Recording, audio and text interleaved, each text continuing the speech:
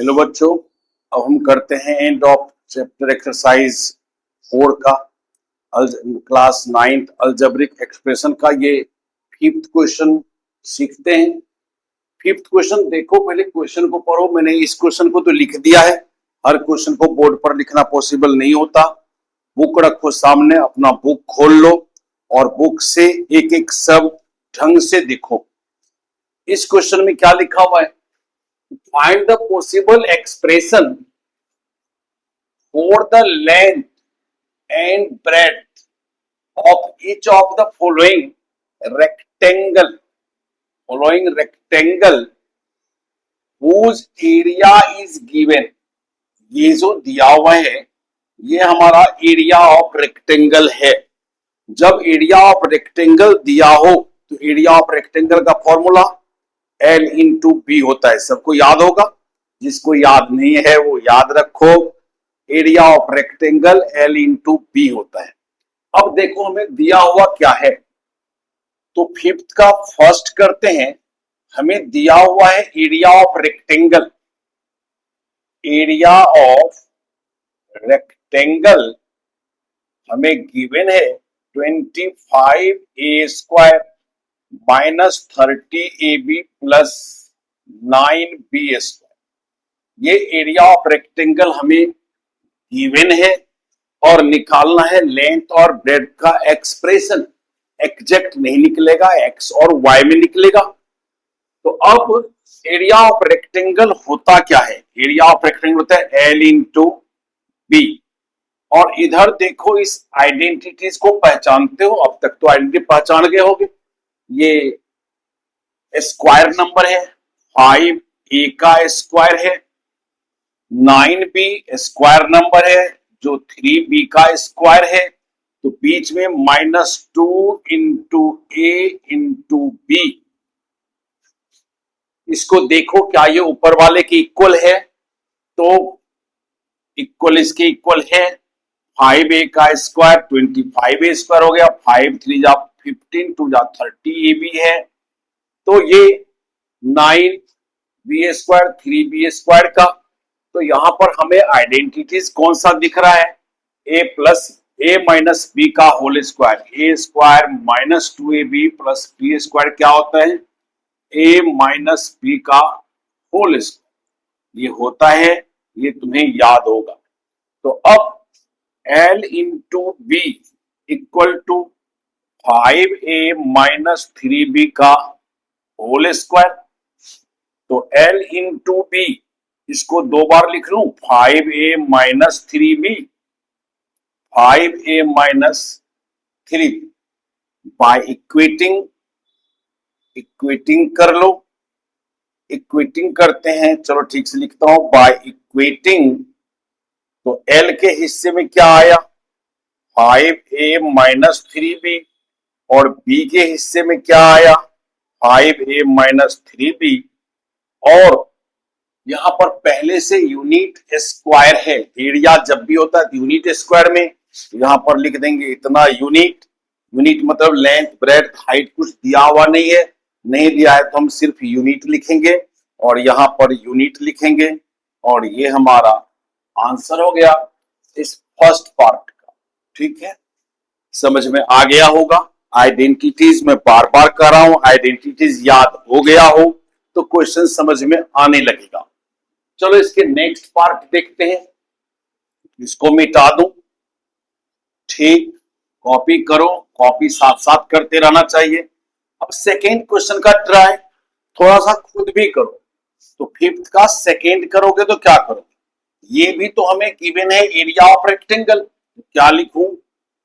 Area of rectangle. Area of rectangle कितना है? 36s square 49t square. और यहां चाहो तो लिखो यूनिट स्क्वायर। इससे पहले वाले क्वेश्चन में भी यहां पर यूनिट स्क्वायर लिख देना, जो मैंने छोड़ दिया है, क्योंकि एरिया है तो ये यूनिट स्क्वायर लिखते हैं। अब इसको एरिया ऑफ रेक्टेंगल फिर L इंटू बी होता है। इसको देख के तुम्हें आइडेंटिटीज याद आ रहा है? ये 6s का स्क्वायर है और ये 7 टी का स्क्वायर है, एस स्क्वायर और 7t का स्क्वायर, मतलब ए स्क्वायर माइनस बी स्क्वायर, ए स्क्वायर माइनस बी स्क्वायर क्या होता है, ए प्लस बी और ए माइनस बी। ये लिखना चाहो तो लिखो, ना लिखना चाहो तो ना लिखो, तुम्हारी मर्जी। तो ए हो गया हमारा 6s प्लस 7t और बी हो गया 6s माइनस 7t और इधर l इंटू बी है। तो बाय इक्वेटिंग L आ गया 6s माइनस 7t और B आ गया 6s माइनस 7t। यहां यूनिट लिख दो, यूनिट लिख दो। एरिया का यूनिट स्क्वायर में होता है, लेंथ और ब्रेड्थ का यूनिट स्क्वायर में नहीं होता। ये हो गया आंसर 100%। ढंग से लिखा करो, यहां यूनिट सब लिखने से मार्क्स नहीं कटता। यदि यूनिट नहीं लिखोगे तो टीचर की मर्जी हो जाएगा, तो वो तुम्हारा हाफ मार्क्स काट ले। ठीक, अब नेक्स्ट क्वेश्चन करते हैं। नेक्स्ट क्वेश्चन ये देखो, क्वेश्चन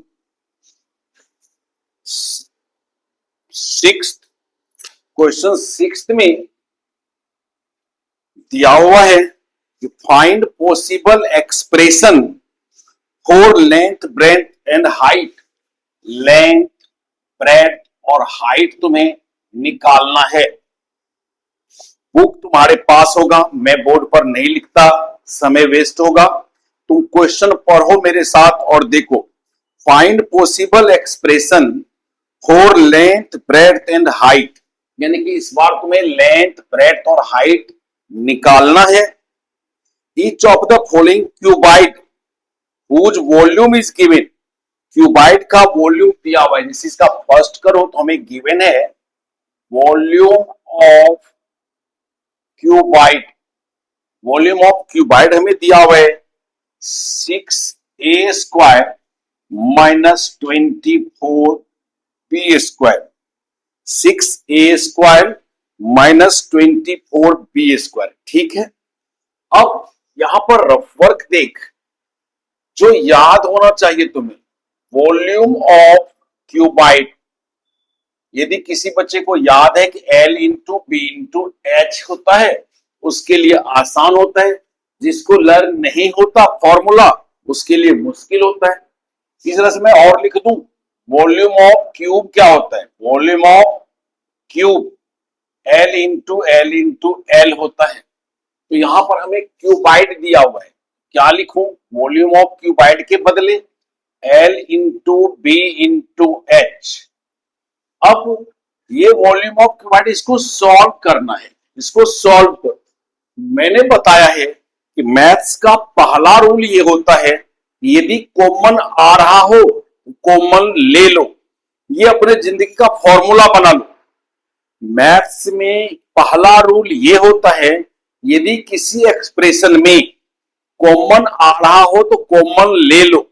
यहां देखो कॉमन आ रहा है 6, कॉमन आ रहा है 6, यदि कॉमन ले लें यहां बचेगा a स्क्वायर माइनस 6 4 जा 24 b स्क्वायर। कॉमन लेना समझ गए। अब फिर देखो L into B into H लिखो इधर। इस 6 का तुम कुछ नहीं बिगाड़ सकते। क्या इस आइडेंटिटी को पहचानते हो, तो ये a स्क्वायर माइनस 2b का स्क्वायर है। तो फिर से आ गया a minus A square minus B square, a plus B a minus B. तो यहां क्या हो जाएगा, L into B into H 6a plus 2b और a माइनस 2। ठीक, अब देखो इधर भी 3 एक्सप्रेशन है, 1 2 3, इधर भी 3 है, 1 2 3। तुम्हारी मर्जी, जिसको जो देना हो। यहां पर बाय इक्वेटिंग तुम लिख सकते हो कि length 6 unit, breadth a plus 2b unit और h ए माइनस 2b यूनिट और ऐसे आंसर। तो ये हमारा सिक्स का फर्स्ट पार्ट मैंने किया। अब सिक्स का सेकेंड पार्ट शायद खुद कर सकते हो, फिर भी लिखो। तो फिर L into B into H ही निकालना है। सेकेंड पार्ट में वॉल्यूम ऑफ क्यूबाइड क्या दे रखा है तो देखना पड़ेगा, क्योंकि बुक न्यू है, हमें भी अभी लर्न नहीं हुआ है, कुछ दिन बाद टीचर को लर्न हो जाता है। तो यहां देखो क्या दिया हुआ है सेकेंड में, 3p(s²) minus 15ps plus 12p। 3p(s²) 15ps plus 12p। बड़े आराम से, कोई प्रॉब्लम नहीं है, बहुत इजीली सॉल्व होगा। देखो कैसे, जैसे पहले किया वैसे ही हो जाएगा। वॉल्यूम ऑफ क्यूबाइड के बदले क्या लिखूं, L into B into H. Volume of cuboid का फॉर्मूला होता है L into B into H, ये याद होना चाहिए। इसमें देखो मैंने क्या बताया है कि मैथ्स का पहला रूल है कॉमन आ रहा हो तो कॉमन ले लो। तो क्या कुछ कॉमन आ रहा है, देखते हैं। 3 इसमें है, 3 5 जा 15 और 3 4 जा 12, 3 कॉमन ले सकते हो। P सब में है, P कॉमन ले सकते हो, तो बचा क्या यहां पर, s² minus 5s plus 4, s² minus 5s plus 4। देखो 5 है, ये s है और ये s है, s और 5 कुछ कुछ मिलता जुलता होता है, इसलिए खास ध्यान दो। अब इसका क्या कर सकते हो, जरा अलग से देखो, s² माइनस 5s प्लस 4, क्या ये a माइनस बी का होल स्क्वायर है?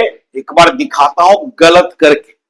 ये s² है, ये 2 का स्क्वायर है, यहां पर 2 इंटू ए इंटू बी, तो 2 2 जा 4s होता है, जबकि यहां पर 5s है। इसका मतलब ये a माइनस बी का होल स्क्वायर नहीं है। तो a माइनस बी का होल स्क्वायर नहीं है, तो फिर क्या करें, यदि a माइनस बी का होल स्क्वायर ये नहीं है तो इसका होगा मिडल टर्म स्प्लिटिंग। क्या होगा, middle term splitting, s² minus 5s plus 4 का मिडल टर्म स्प्लिटिंग। और मिडल टर्म स्प्लिटिंग मैंने खूब सिखाया और बार बार कहता हूं कि मिडल टर्म स्प्लिटिंग बच्चे को आना ही चाहिए, नहीं तो बार बार कंफ्यूज होते रहोगे। हर क्लास में, हर चैप्टर में मिडल टर्म स्प्लिटिंग आ जाएगा। एक बार फिर से सीखते हैं, s² माइनस 5s प्लस 4 का मिडल टर्म स्प्लिटिंग। देखो इसका मैं रफ वर्क करके समझाता हूं, आता है तो अब तक में हो चुका होगा, जिसको नहीं आता है उसके लिए। तो क्या करते हैं, s कोएफिशिएंट 1 है और ये 4 है, 1 और 4 को मल्टीप्लाई करो, 1 इंटू 4 4 होता है। अब इस दोनों का सम ये 5 आना चाहिए और प्रोडक्ट 4 आना चाहिए, तो वो आ रहा है 1 4 जा 4 और 1 प्लस 4 5, माइनस में लाना है तो -1 और -4 -5 होता है, -1 इंटू -4 4 होता है। तो क्या लिख दूं, अब यहां चल, 3p s² minus 4s minus s plus 4, middle term splitting मैंने किया। 3p इसमें से कॉमन क्या आया, s बचा s माइनस 4, इसमें से कॉमन कुछ नहीं तो माइनस का 1, s माइनस प्लस -4।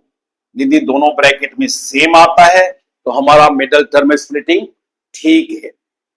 अब 3p s minus 4 s minus 1 और इधर क्या था, L into B into H. तो तो ये 1 2 और 3 है, तेरे पास भी 1 2 3 है। तो बाय इक्वेटिंग ये लिख देंगे। लेंथ हो गया हमारा 3p, ब्रेड्थ हो गया s-4 और हाइट हो गया s-1। सबके आगे यूनिट लिखो, यूनिट लिखो, यूनिट लिखो। और ये हमारा आंसर है। सिक्स्थ के दोनों पार्ट मैंने कर दिया। अब सेवेंथ देखो। सेवेंथ क्वेश्चन को टिक कर लो। सेवेंथ क्वेश्चन थोड़ा अच्छा क्वेश्चन है। तो सिक्स्थ के बाद हम करते हैं सेवेंथ क्वेश्चन। क्वेश्चन को तब तक पढ़ते रहो, ढंग से पढ़ो और तब जाके फिगर देखना और समझना। ये सेवेंथ क्वेश्चन टिक कर लो। आगे के सभी क्वेश्चन अच्छा है। 7 से लेके 13 तक पेपर में ऐसा ही क्वेश्चन आएगा। तो देखो क्या लिखा हुआ है। The village playground in the shape of a square of side 40 metre. तो चलो पहले एक फिगर बनाते हैं। इसमें एक प्लेग्राउंड है जिसका साइड 40 मीटर है। तो स्क्वायर शेप में है, 90 है तो सभी 40 मीटर होगा। ये भी 40 मीटर होगा और ये भी 40 मीटर होगा, क्योंकि side of square are equal. अब आगे पढ़ो। A path of s metre is created around the playground for people walk. अब पार्क के चारों तरफ, प्लेग्राउंड के चारों तरफ रास्ता बना हुआ है। ऐसे यहां पर एक रास्ता होगा जिसकी विड्थ है s मीटर, विड्थ है s। तो इधर भी s, इधर भी s और इधर भी s से बढ़ गया। ये s से बढ़ा है, इधर s बढ़ा, इधर s बढ़ा, तो चारों तरफ s s मीटर बढ़ गया। यहां पर ध्यान देने वाली बात है, इसको तुम पहले लिख लो अपने मन से। A B C D P Q R S। अब यहां पर हमारे पास इस फिगर में दो स्क्वायर है। एक स्क्वायर है ABCD, दूसरा है PQRS। यदि PQRS में से सोचो ऐसे, यदि PQRS में से ABCD को हटा दें तो बचेगा क्या? ये वाला बात बच जाएगा, रास्ता बच जाएगा। तो हमें ये बाहर वाले स्क्वायर के एरिया में से ये अंदर वाले स्क्वायर का यदि एरिया में माइनस कर दो, बाहर वाले स्क्वायर में से यदि अंदर वाले स्क्वायर को माइनस कर दो, तो ये सिर्फ पाथ बच जाएगा। ठीक है ना? तो यहां पर देख AB कितना है। AB है 40 मीटर। अब PQ कितना हो जाएगा? सोच के बताओ बच्चे, यहीं पर कंफ्यूज होता है। AB देखो ध्यान से बोर्ड की तरफ। AB ये है हमारा 40 मीटर और इधर कितना बढ़ गया S, और इधर कितना बढ़ गया S। तो दोनों साइड बढ़ गया, तो PQ कितना हो जाएगा? 40 यहां पर होगा, S इधर बढ़ा, S इधर बढ़ा, तो PQ हो जाएगा 40 प्लस S मतलब 40 प्लस 2S मीटर। जो कुछ भी था वो यहीं पर है। यदि समझ में आया कि AB 40 कैसे और PQ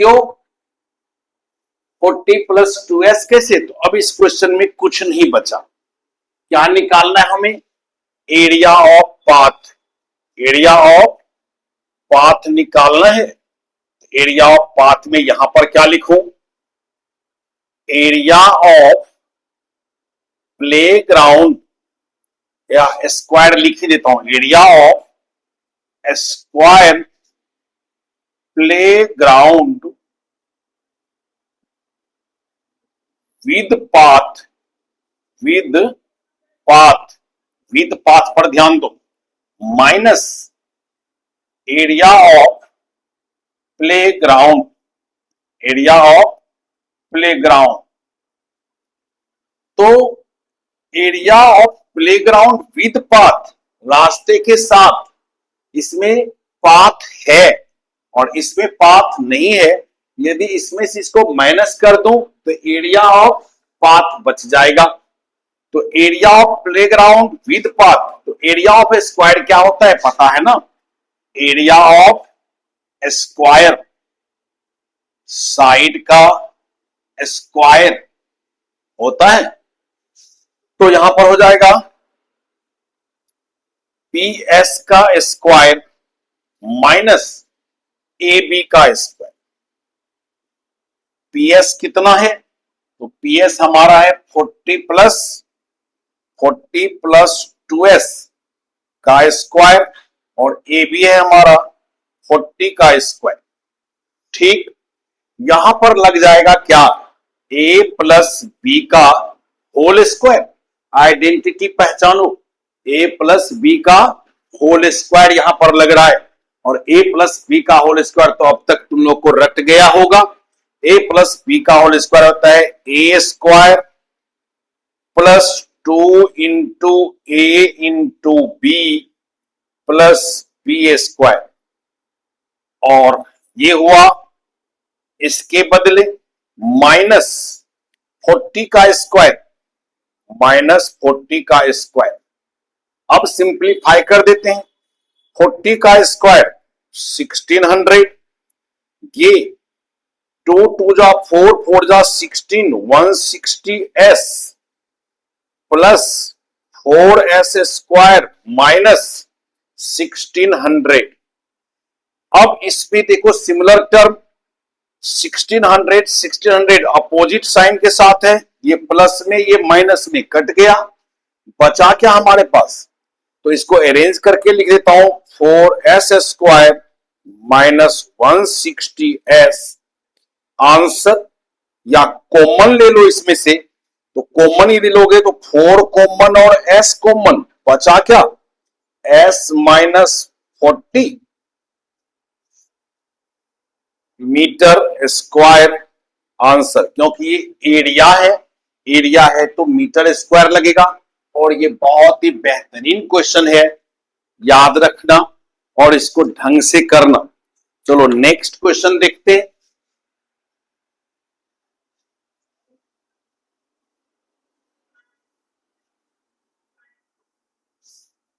तो जब भी वर्ड प्रॉब्लम जैसा क्वेश्चन होता है बच्चे को थोड़ा बहुत मुश्किल लगता है। अब एट्थ क्वेश्चन है, मैं लिख ही देता हूं, एक लाइन का है। एट्थ क्वेश्चन है, if the number plus its reciprocal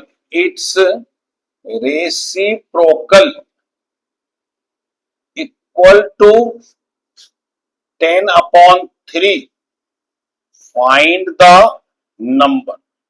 ठीक, छोटा क्वेश्चन था, लिख दिया, समय नहीं लगा। अब देख क्वेश्चन क्या है, फाइंड द नंबर। तो जब भी क्वेश्चन में हो फाइंड द नंबर, तो तुम सॉल्यूशन में लिखो let the number be x। Find the number, तो लेट नंबर बी x। अब क्वेश्चन में देखो क्या है, if the number and its reciprocal. तो रेसिप्रोकल मतलब उल्टा, रेसिप्रोकल क्या हो जाएगा, यहां लिख देते हैं इट्स रेसिप्रोकल 1/x हो जाएगा। रेसिप्रोकल लिखना हम 6 7 से सीख जाते हैं। 5 का रेसिप्रोकल 1/5 होता है, तो x का 1/x हो जाएगा। यही तो रेसिप्रोकल होता है अकॉर्डिंग टू क्वेश्चन। चलो अकॉर्डिंग टू क्वेश्चन क्या कहता है, इफ द नंबर, और नंबर हमारा क्या है x, प्लस, तो plus reciprocal 1/x equal to 10/3। यहां प्लस है तो हमने प्लस डाला, यहां माइनस होता तो यहां माइनस डालते, यहां प्रोडक्ट होता तो यहां प्रोडक्ट डालते, नो प्रॉब्लम। अब इसको सिंप्लीफाई कर दो, तो ये फ्रैक्शन का एडिशन है। एलसीएम क्या हो गया, यहां पर कुछ नहीं है तो 1 है, एलसीएम हो गया x, तो ये हो गया x square plus 1 equal to 10/3, cross multiply हो जाएगा 3x स्क्वायर प्लस 3 और ये इसके साथ 10 के साथ मल्टीप्लाई कर x इंटू 10x, इस 10x को इक्वल की इस पार ला 3x square minus 10x plus 3 equal to 0। अब हमारे पास एक क्वाड्रेटिक इक्वेशन आ गया जिसका मिडल टर्म स्प्लिटिंग होगा। तो मिडल टर्म स्प्लिटिंग, फिर देखो मिडल टर्म स्प्लिटिंग सीख चुके होगे। देखो इसका middle term x square coefficient 3 और कांस्टेंट टर्म 3, तो 3 3 जा 9 और 10 लाना है, तो 9 इंटू 1 कितना होता है 9। अब -9 -1 -10 होता है, तो 9 और 1 से हमारा 10 आ जाएगा। लिखते हैं 3x square minus 9x minus x plus 3 equal to 0। इसमें से कॉमन लो, 3x कॉमन बचा x माइनस 3, इसमें कुछ भी कॉमन नहीं है, 1 common, x minus 3 equal to 0, x minus 3 common, तो 3x माइनस 1 इक्वल टू 0। ध्यान दो कि अब यदि ऐसा होता है तो हम लिखते हैं x माइनस 3 इक्वल टू भी 0 और 3x माइनस 1 इक्वल टू भी 0। ये प्रोडक्ट में है इक्वल टू 0, ये भी इक्वल टू 0, तो x इक्वल टू क्या आ गया 3 और यहां पर 3x इक्वल टू प्लस 1 इधर आके माइनस प्लस 1 माइनस 1 से x इक्वल टू 1/3। तो दोनों ही वैल्यू अपनी जगह पर ठीक है। अब यहां करो इफ हेंस नंबर भी लिखते हैं, hence number be x equal to 3 and its reciprocal 1/x equal to 1/3 answer. और यदि 1/3 लिए होते तो इसका रेसिप्रोकल 3 आ जाता। नंबर यदि 1/3 होता तो रेसिप्रोकल 3 हो जाएगा और 3 है तो रेसिप्रोकल 1/3 आ रहा है। और इस तरह से ये 8th क्वेश्चन, छोटे क्वेश्चन में एक अच्छा क्वेश्चन है। 9th क्वेश्चन करते हैं। या वीडियो बड़ा होते जा रहा है। अब 9, 10, 11, 12, 13 ये नेक्स्ट वीडियो में डाल देता हूं। ठीक, थैंक यू।